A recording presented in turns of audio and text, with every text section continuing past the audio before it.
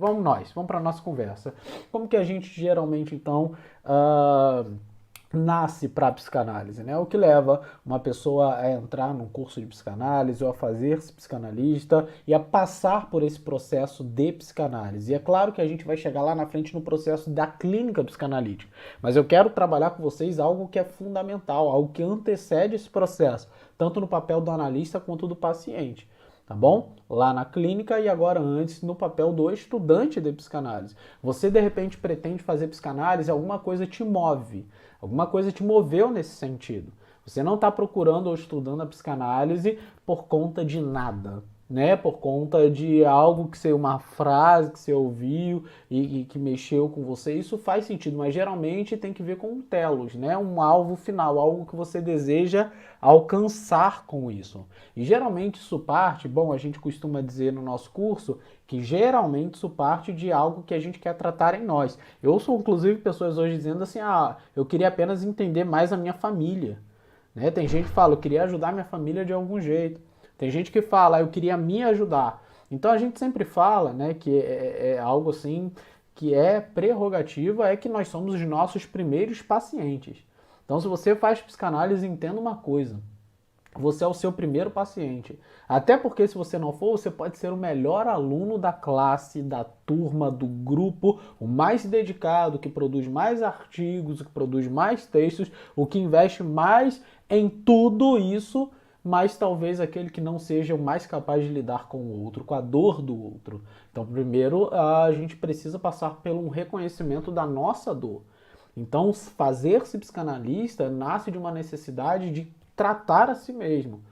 E se você de repente já se posiciona como eu não tenho nada para ser tratado, bom, então alguma coisa já precisa ser vista aí, porque todos temos algo a ser tratado. Principalmente você, a faixa etária dos nossos alunos é acima de 30 para frente, acima de 35 para frente. Bom, é muita história para não ter nada a ser dito, para não ter nada a ser trabalhado, para não ter nada atualmente que interfere nas suas relações parentais, né, de amizade, ou profissionais, ou religiosas. Algumas coisas estão desconexas, não estão suficientes, elas precisam ser tratadas. A Clarice disse, o nada é uma resistência. Perfeito. Tudo a ver com o que a gente está falando. O nada é uma resistência. Quando eu digo nada, bom, é porque tem. Né? E quando eu digo tudo, tem demais. Vocês entendem? Entendem? Ter, sempre teremos. Então, é prerrogativa que a gente se conheça. Eu vou, então, começar postando uma listinha aqui. Eu tô com um pouco de medo, que hoje a minha placa de vídeo deu uns... Não sei se teve a ver com esse processo aí de queimar esse outro monitor, mas a minha placa de vídeo, ela se desinstalou. Então, tive a ajuda de um amigo, me ajudou a recolocá-la aqui, a fazer funcionar, né, novamente. Aí Denise diz, ó, eu já falei que comecei a fazer, pois queria entender questões familiares. Hoje eu entendi sendo muito tratada. A Sloop é maravilhosa. Bom, e Denise, quando comecei as análises, fiquei impressionada com quanto eu tinha para falar. Olha só que legal, gente. E sabe qual é o legal disso tudo? É que geralmente a gente realmente começa com a ideia do outro, né? De tratar do outro. A gente às vezes até começa com a ideia de tratar de si, mas a gente só descobre o quanto está sendo importante quando a gente está. Né? Então, o primeiro passo em direção à jornada psicanalítica é o reconhecimento da necessidade de olhar para si mesmo. É o reconhecimento da necessidade da gente poder tratar de si para tratar do outro. E eu sei que muitas vezes a gente parte da ideia de que é uma profissão que está crescendo muito, então vai me gerar algum tipo de recurso financeiro muito positivo lá na frente. Né? Às vezes a gente parte de uma ideia de que, sabe, vai fazer com que a gente, vamos dizer assim, tome as rédeas da nossa vida dentro de um relacionamento. É claro, ajuda muito, mas a grande questão é o que eu tenho para resolver em relação a mim. O ter dinheiro, o ganhar dinheiro com a profissão, eu não vou ser tão clichê dizer, é apenas consequência de você fazer aquilo que você gosta. Não, não, você tem que ralar e você faz aquilo que você não gosta também. Bom, gente? Só para vocês entenderem como é que funciona. Nem sempre você vai estar atuando ou fazendo alguma coisa que você gosta. Tem momentos que você vai estar fazendo coisas que você não gosta. E tá tudo bem. Isso vai te gerar algum benefício, mas isso compreende todo e qualquer. Por isso que é trabalho, por isso que o nome é trabalho. Trabalhar tem que ver justamente com essa dedicação, com esse exercício até de abster-se das suas vontades, algumas vontades. Então, para você alcançar o trabalho em psicanálise, ser psicanalista, você precisa ter em mente que você vai passar primeiro por um processo de reconhecimento de si, de lidar consigo para então construir a possibilidade de lidar com o outro. E essa construção ela passa por um processo. E um processo que a gente chama de tripé analítico ou psicanalítico, ou da formação psicanalítica, o famoso tripé freudiano. Boa noite, Amanda, seja muito bem-vinda, ok? Então, a gente precisa então ter essa noção. Psicanálise está crescendo muito? Tá. Consigo abrir meu consultório e atuar em todo o território nacional? Consegue. Consigo fazer um bom dinheiro com isso, trabalhando com critério, com cuidado, direitinho? Consegue. Consegue fazendo coisas que você gosta? Consegue. Até coisas que você não está muito afim? Consegue. Na verdade é a necessidade, mas consegue.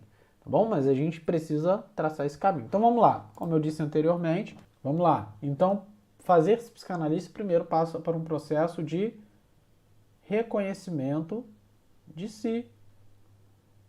Reconhecimento de si. O que significa isso pra gente? Então, isso significa que nós somos nossos primeiros pacientes. Nós somos os nossos primeiros pacientes, pessoal. Não tem como a gente ser o analista de outro se nós não somos os primeiros. A nossa prerrogativa, como eu falei, pode ser financeira, não tem problema. Pode ser a nossa família, né? Pode ser aqui um laço familiar, né? Pode ser a nossa família. Pode ser a minha profissão, né? O meu trabalho. Pode ser qualquer coisa dessas aqui. Qualquer coisa. Mas se você não passar por um processo, em primeiro lugar, de reconhecimento de si, como você sendo o seu primeiro paciente, né, isso não consiste só numa ideia de autoanálise. Isso consiste no reconhecimento de uma necessidade de tratamento. Porque, como eu disse, nós temos história. E toda história ela carece de ser trabalhada. Toda história ela é carente de ser revista, revisada, retrabalhada. Então nós precisamos, em primeiro lugar, ter esse reconhecimento para fazer-se psicanalista. Em segundo lugar, a gente vai passar por aquilo que a gente chama de tripé psicanalítico. Tá? Tripé psicanalítico, né? O tripé freudiano, tripé da análise ou analítico. Vou botar o tripé psicanalítico.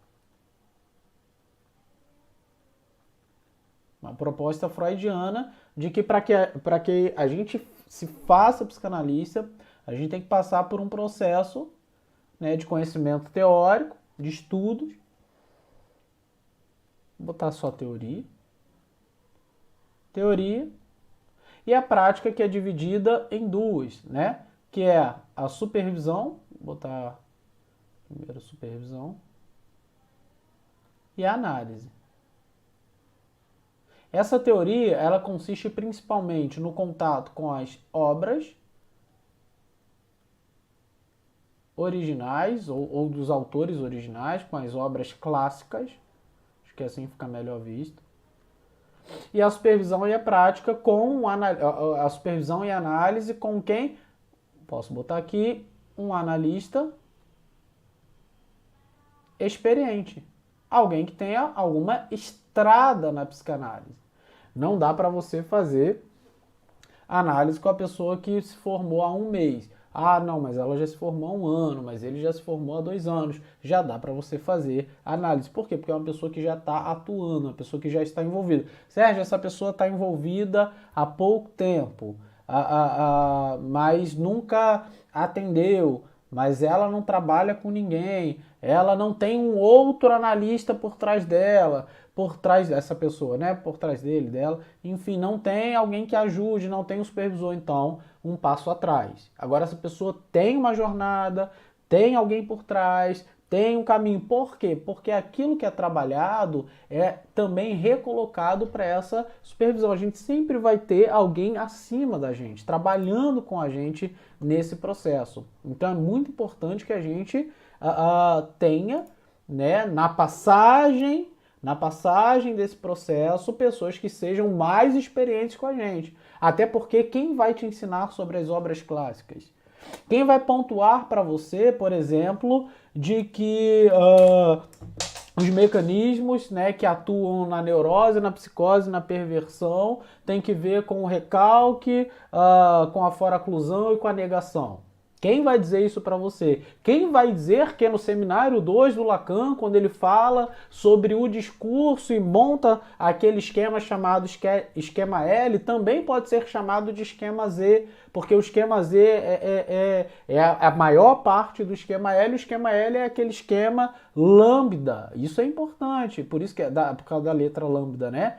Tem o Azinho aqui, o Alinho aqui, o Azinho aqui, sem esse linho, o Azão aqui. Quem vai te dizer isso? Quem vai te explicar que aquele S lá no esquema não é cortado, mas não é porque isso muda alguma coisa, né? Calma aí que caiu um botãozinho aqui. Porque isso muda alguma coisa. Não, não, nada disso. Esse S não tem porque ele não colocou, mas é o sujeito do S cortado. É o sujeito da análise. Antes do corte pode ser S, mas depois do corte é S cortado. Isso aqui é o que? É o sujeito da análise. O G. Quem vai te dizer que isso aqui também significa eu? Je suis Sérgio. Je suis Sérgio. Isso significa eu sou Sérgio. E quem vai te dizer que moi, que também é eu, significa eu também. Ok? Para eu trabalhar, para eu comer. Não eu sou, não eu estou, mas para eu fazer. Ok? Então, a gente precisa, isso aqui representa o indivíduo. Você está vendo? Isso aqui é parte de conhecimento teórico, de estrada. Questões bobas, pequenos detalhes que precisam, que fazem sentido na análise, precisam ser traduzidos. Quem diria que esse esquema do discurso revela para gente um paciente neurótico? Que mostra pra gente que a mensagem não é direta. Isso é psicanálise, gente. Que mostra que quem fala não é só o Sérgio, mas um outro que fala através de mim, fala através de lápis. Como a Clarice falou ali, eu posso colocar que na psicanálise, né, a resistência, diz o Lacan no seminário 1, é de quem? Do analista. Quem vai dizer, como Freud, sobre o ato falho, psicopatologia da vida cotidiana, condensação, deslocamento? Quem vai dizer isso pra gente? Uma pessoa mais experiente. Então, a gente precisa, ao estudar as obras clássicas, também ter alguém que seja mais experiente. Para fazer a supervisão, alguém que tenha alguma pequena estrada, grande estrada. Para fazer análise, a mesma coisa. Então, o tripé psicanalítico, fazer-se psicanalista, ele parte, então, de um princípio fundamental, que é o estudo teórico, a supervisão, que é o acompanhamento. Eu posso colocar essa supervisão, inclusive, abaixo aqui da análise, tá? Porque a gente entra geralmente em análise primeiro. Preciso estar em análise. Preciso estar em análise. Sérgio, fiz tantas sessões, posso parar? Lógico que pode parar. Mas é importante que, se você se reconhece como alguém que precisa continuar, continue. Até porque você vai continuar em algum momento, porque tem que ir e voltar. Se você resolveu aquele problema ou aqueles problemas, ou você se sente ali tranquilo, capaz, em algum momento você não vai sentir, então você vai ter que voltar. Então a análise não consiste num período pequeno de análise, nem num período enorme de análise. Consiste nessas pequenas, vamos dizer assim, alcances ou possíveis felicidades. Alcances da sua conquista. Aquele objetivo que você pretendia na análise foi alcançado, tá ok. Então você pode parar a análise. mas é importante que você em algum momento volte, porque você, por mais que você se reconheça como alguém dando certo, tudo certo, Sérgio, agora eu tenho 30 analisandos, né? Podemos chamar de pacientes. Tenho 30 pacientes, estou ganhando um dinheiro legal, tenho 50, tenho 60, estou ganhando um bom dinheiro, ok? Preciso fazer análise, está dando tudo certo? É lógico, talvez até precise mais por causa disso. A demanda é muito grande. Você precisa lidar com essa questão. Precisa lidar com isso tudo. Então, é muito importante que você esteja em análise. E a supervisão? Isso aqui a gente chama de análise didática. A análise didática é onde eu tiro o momento para tirar as dúvidas com o meu professor, com o meu analista. A análise didática, ela pode se valer desses momentos também para um estudo em relação a aquilo que o paciente está precisando como aluno. Mas, quando ele coloca essas questões, o analista ele tem que estar sempre atento o porquê dessas questões.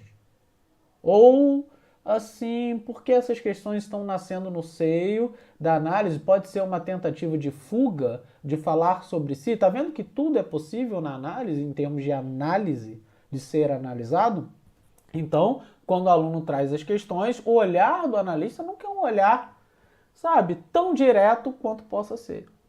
Por isso muita gente fica com medo de que o psicanalista ele não está ouvindo o que você está falando, né? Ele está flutuando, a gente chama de escuta flutuante. Não, não, não. Escuta flutuante é justamente essa possibilidade de dar ao paciente a capacidade, né, aquele movimento de revelar a si. Né? Porque se eu fico intervindo, se eu não deixo acontecer, se eu não percebo os lapsos, se eu não percebo o momento do corte, dos cortes, bom, isso significa que eu estou ouvindo muito diretamente aquilo que está sendo dito. Ou eu estou me envolvendo com aquilo que está sendo dito. E é um problema também. Então, vocês estão vendo, gente, que esse passo a passo de fazer esse psicanalista não é tão simples. Não é simplesmente eu quero uma segunda profissão para poder dar uma ajustada na minha vida financeira. Depois que começar a fazer, irá se apaixonar. Com certeza, a análise é maravilhoso. A gente só precisa quebrar aquela ideia, né, aquele dito de que a análise é só para quem está sofrendo. A análise é para todo mundo. Porque a gente, às vezes, está numa encruzilhada psicológica que a gente nem sabe. Às vezes a gente está desenvolvendo ou desenvolveu um sintoma, né, e que está no meio desse negócio e nem está sabendo. E não está dando certo e está sofrendo por causa disso. A análise é importante em toda e qualquer circunstância. Tá? Quando eu acho que não preciso, na verdade preciso mesmo. Geralmente é por aí. Pode se tratar do analisando, decidir trabalhar com neuroses atuais, talvez a atualidade seja mais importante ou não. A gente nunca decide uma coisa. Aquilo que a gente trabalha na análise é o discurso do paciente, a fantasia. Por quê? Porque geralmente quando eu decido esse tipo de, né, vamos dizer assim, vou utilizar esse termo apenas para vocês entenderem. A ideia do prognóstico, né? Quando eu decido o caminho de como a gente vai tratar esse sintoma, essas coisas, na análise isso não dá muito certo, porque na verdade eu estou assumindo então essa postura de eu resolver, de eu lidar. Não, não. A neurose atual, se é uma neurose atual, ela vai automaticamente ser apresentada na análise, porque ele está falando. Tá? Neurose é discurso. Lembra da Constituição? Neurose é discurso. Quem é neurótico? Neurótico é quem fala. Quem é psicótico? É quem fala. Quem é perverso? É quem fala. Então, na estrutura do discurso, a gente sabe quem é quem. Né, tem um aspecto fundamental que é o recalque, o outro a fora-clusão, o outro a negação, a rejeição, né? Vamos botar assim. A negação, tá? E o que cada um desses aspectos aqui desenvolve? No discurso do neurótico, o recalque ele vai desenvolver o quê? Esses sintomas, esses lapsos, essas voltas, né? Na questão do psicótico, da fora-oclusão, você vai perceber, através do discurso, por isso é discurso, né? A capacidade de assumir uma nova realidade para lidar com o sofrimento, né? Isso aqui, a linguagem do neurótico é metafórica, né? E a do psicótico é real, no sentido de realidade, tá? É real. Ele lida com as exigências do ego, da realidade, de maneira concreta. O neurótico não. E o perverso, ele burla esse processo, né? Ele cria uma forma de satisfazer sem necessariamente... ele lida com essa exigência negando essa exigência. Tipo um joinha, beijo, me liga. Mas eu não vou entrar muito nisso porque não é essa a questão. O que eu estou resumindo com isso é, percebe? Não é uma escolha do analista. O psicanalista que desenvolve um método para além da associação livre ou uma proposta assim do discurso do outro, isso é limitante. Isso faz com que o discurso do outro então não seja um discurso, né, para o simbólico. Poxa, eu tirei a corzinha aqui, eu não sei mais colocar esse negócio. Foi F6 que eu apertei. Aê! Foi. O discurso do outro aqui, ó, ele tem que ir para o simbólico. Se eu decido o caminho, é linear. Aqui, ó, imaginário, né? Aí a análise não acontece. Não, ele fala o que ele quiser. Se a neurose atual é. Ah, e outra coisa, gente. Que é a pergunta da Magna é importante porque neurose atual não significa que é neurose hoje.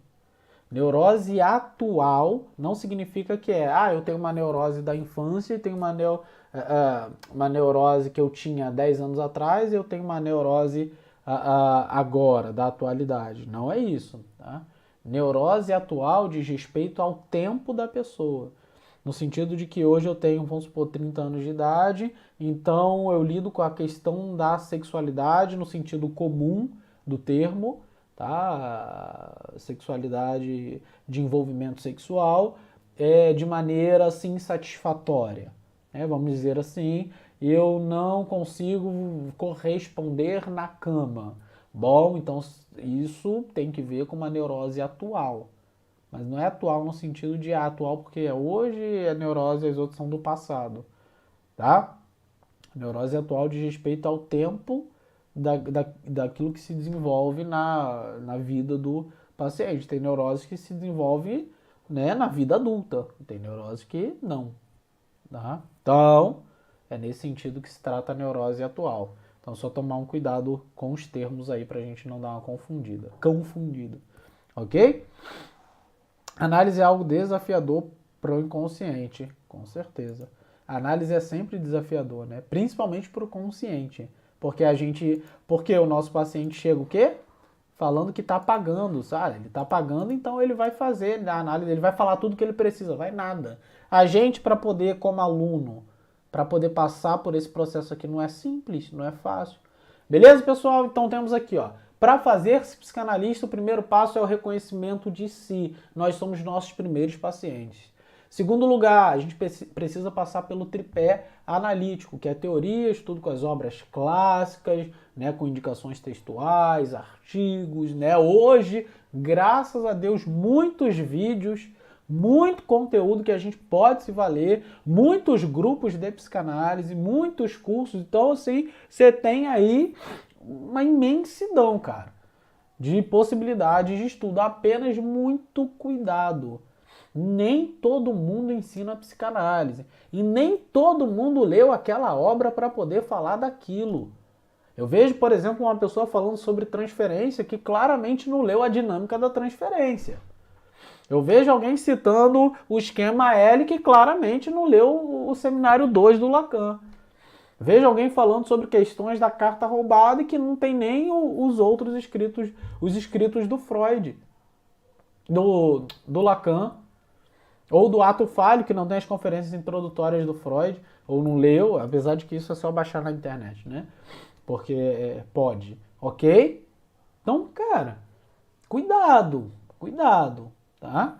Cuidado. A psicanálise é muito boa, é de acesso a todos, mas esse é um problema muito grande. Sérgio, todos podem ser psicanalistas?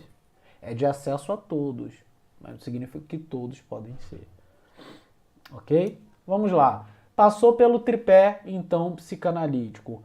Qual é o processo, então, de fazer-se psicanalista ou de ser psicanalista? Agora você precisa entender onde você atua, o que você faz. Então, rapidamente, você pode abrir o seu consultório.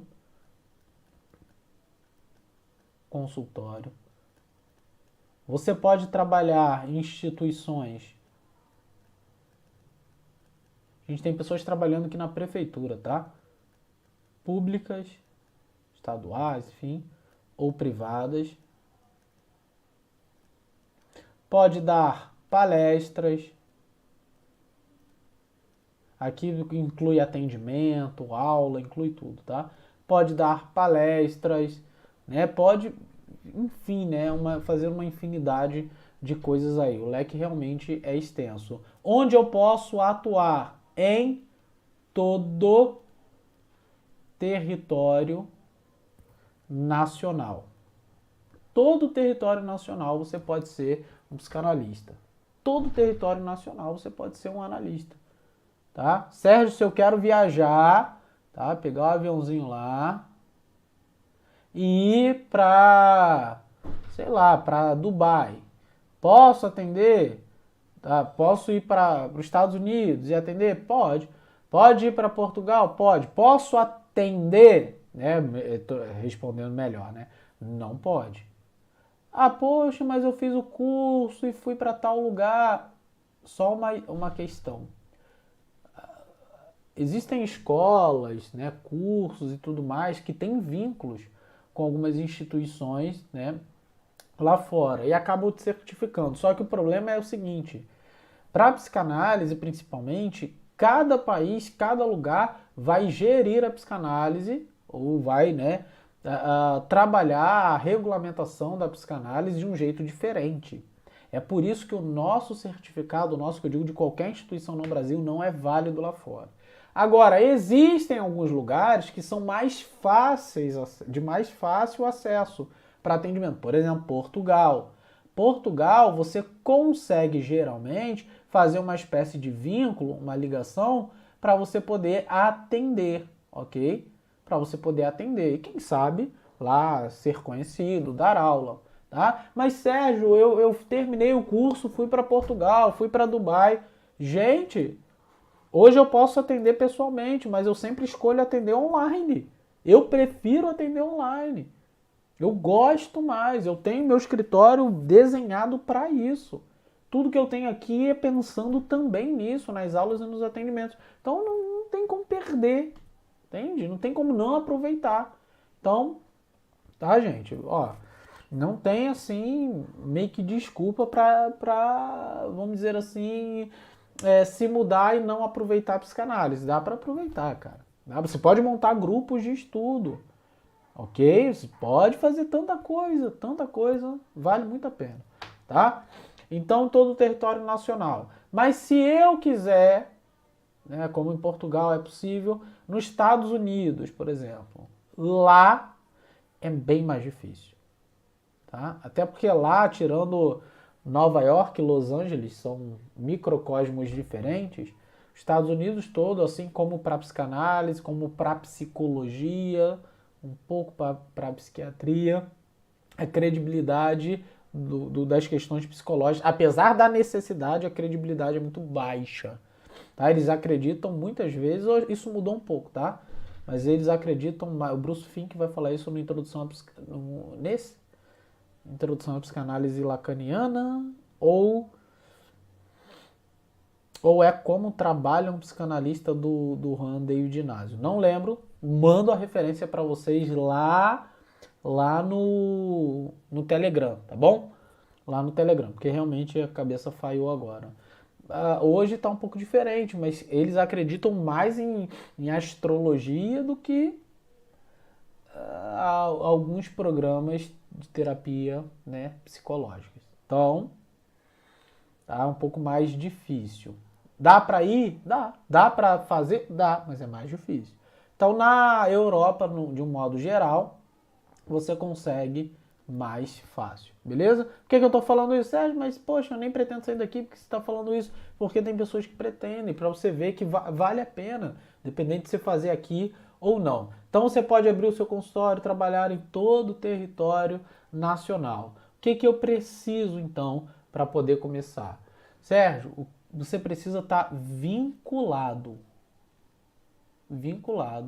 a uma instituição. No Brasil, isso é uma exigência. Outros lugares, não. Tá? No Brasil. E é regulamentado pelo CBO, Código Brasileiro de Ocupação, e Ministério do Trabalho. Vou mandar para vocês nesse. Ó, Lucas, me lembra, tá? A gente vai mandar no Telegram o artigo, todo o negócio. Inclusive, a gente é inscrito no mesmo eixo da psicologia, tá, gente? Para quem não sabe. O mesmo eixo de atuação, o número é da psicanálise também, tá? Regulamentado pelo CBO e pelo Ministério do Trabalho. Inclusive, lá fora, na Europa, né? A psicanálise é o método terapêutico para lidar com a vida psicológica ou psíquica do paciente, beleza? Vinculado a uma instituição. Aqui isso é importante. A um grupo, você precisa estar. Então, para você poder ter essa possibilidade, você precisa. Então, por isso que é importante você passar por esse tripé.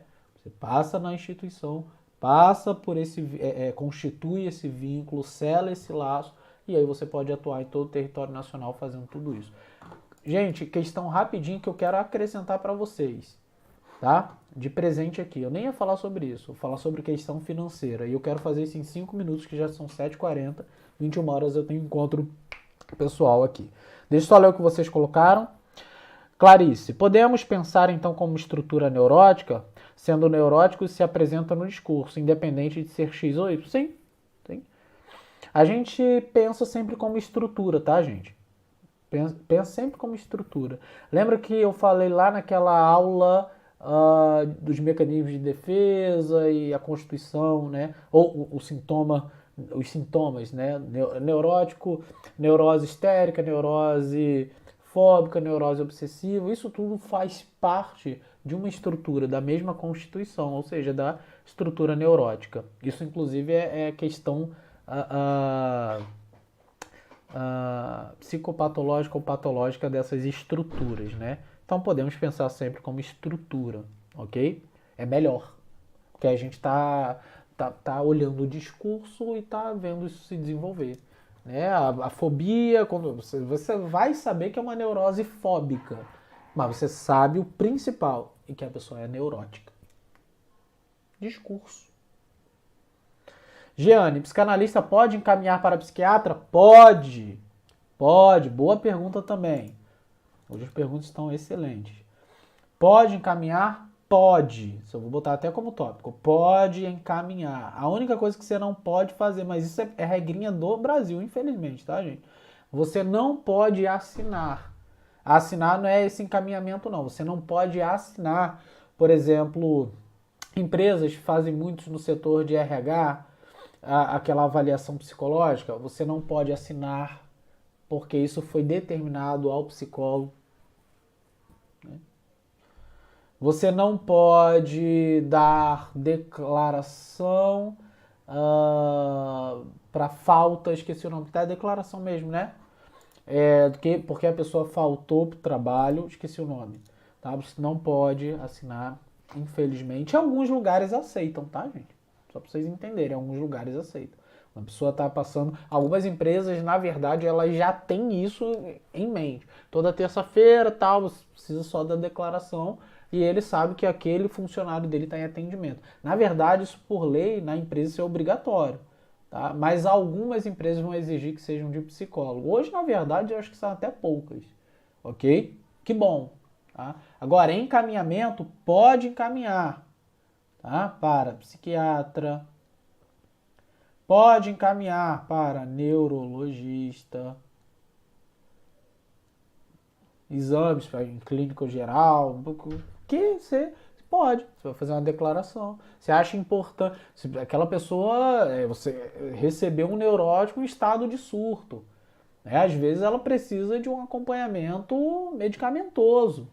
Então você pode encaminhar. Chama a família, faz uma declaraçãozinha, ó, leva para o psiquiatra tal. Ele vai atender. O psiquiatra vai olhar ali, vai constituir um diagnóstico, vai se valer da sua declaração, do seu encaminhamento para produzir um diagnóstico, um bom psiquiatra, tá? Ele vai olhar aquilo ali, ele vai conversar com o paciente, vai traçar o diagnóstico, vai desenvolver então um método de tratamento medicamentoso para o paciente. Beleza? Até porque ainda o psiquiatra não lida, já tem, né, a possibilidade, mas pelo menos ainda não vejo, ainda não tem desenvolvimento terapêutico, né, na psiquiatria. Tem uma amiga psicanalista que foi para Portugal e trabalha lá como psicanalista. Aí, ó, maravilha. Eu tenho aluno de Portugal, tá, gente? Eu tenho aluno de Portugal. Atestado. Obrigado, Jane. Isso aí. Atestado a gente consegue uma declaração de que a pessoa atende ali, a gente atende a pessoa toda semana, pererê pão doce. E aí, vale a pena ou não vale a psicanálise? Às vezes surge como uma ideia sua de segunda profissão, e aí ela se torna a primeira. Gente, vale a pena. Trabalha com carinho, trabalha com amor, sabe? Se dedica, dá tempo aos seus estudos, dá tempo aos seus livros, dá tempo à sua dedicação à psicanálise que vai dar certo, tá? Confia.